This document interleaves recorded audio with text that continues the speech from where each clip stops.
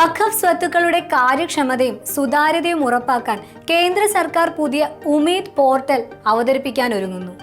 June 6-ന് നിലവിൽ വരുന്ന ഈ പോർട്ടൽ എന്താണെന്നും വഖഫ് നിയമത്തിൽ വരുന്ന മാറ്റങ്ങൾ എന്തൊക്കെയാണെന്നും നമുക്ക് നോക്കാം. Unified Waqf management, empowerment, efficiency and development എന്നതിന്റെ ചുരുക്കപ്പേരാണ് ഉമീദ്. രാജ്യത്തുടനീളമുള്ള വഖഫ് സ്വത്തുക്കൾ രജിസ്റ്റർ ചെയ്യുന്നതിനുള്ള ഒരു കേന്ദ്രീകൃത സംവിധാനമാണിത്.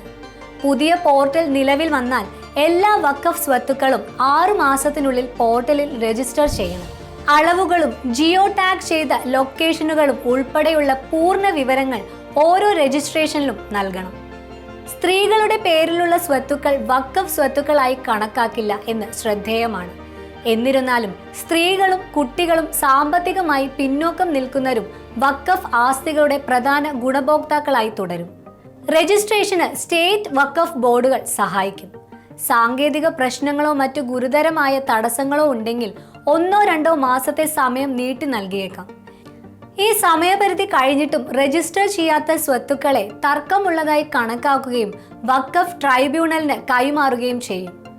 ഈ നീക്കം 2025 ഏപ്രിൽ 5-ന് രാഷ്ട്രപതി ദ്രൗപദി മുർമു അംഗീകാരം നൽകിയ വഖഫ് ബിൽ 2025-ന് പിന്നാലെയാണ്. ബിൽ പാർലമെന്റിന്റെ ഇരുസഭകളും ചർച്ചകൾക്ക് ശേഷം പാസാക്കുകയായിരുന്നു. നിലവിൽ വഖഫ് നിയമത്തിനെതിരെ നിരവധി ഹർജികൾ സുപ്രീം കോടതിയിൽ കെട്ടിക്കിടക്കുന്നുണ്ട്. നിയമം ഭരണഘടനാ അവകാശങ്ങൾ ലംഘിക്കുന്നില്ലെന്ന് വാദിച്ചുകൊണ്ട് ഈ ഹർജികൾ തള്ളിക്കളയാൻ കേന്ദ്ര സർക്കാർ കോടതിയെ സമീപിച്ചിട്ടുണ്ട്. സർക്കാർ ചില വ്യവസ്ഥകൾ തൽക്കാലം നടപ്പിലാക്കില്ലെന്ന് ഉറപ്പു നൽകിയതിനെ തുടർന്ന് ഏപ്രിൽ 17-ന് സുപ്രീം കോടതി നിയമത്തിന് സ്റ്റേ നൽകാൻ വിസമ്മതിച്ചിരുന്നു. മെയ് 27-ലെ ഹിയറിംഗിൽ കേന്ദ്രത്തോടും മറ്റ് കക്ഷികളോടും പ്രതികരണങ്ങൾ സമർപ്പിക്കാൻ കോടതി ആവശ്യപ്പെട്ടു. എന്താണ് വഖഫ് നിയമം? വഖഫ് എന്ന വാക്ക് അറബി പദമായ വഖൂഫ എന്നതിൽ നിന്നാണ് വന്നത്. ഇതിനർത്ഥം തടഞ്ഞു വെക്കുക അല്ലെങ്കിൽ ബന്ധിക്കുക എന്നാണ്. ഇസ്ലാമിക പാരമ്പര്യത്തിൽ ഇത് മതപരമോ ജീവകാരുണ്യപരമോ ആയ ആവശ്യങ്ങൾക്കായി ശാശ്വതമായി സ്വത്ത് ദാനം ചെയ്യുന്നതിനെയാണ് സൂചിപ്പിക്കുന്നത്. ഒരിക്കൽ വഖഫായി പ്രഖ്യാപിച്ചാൽ ആ സ്വത്ത് വിൽക്കാനോ അനന്തരാവകാശമായി കൈമാറാനോ കഴിയില്ല.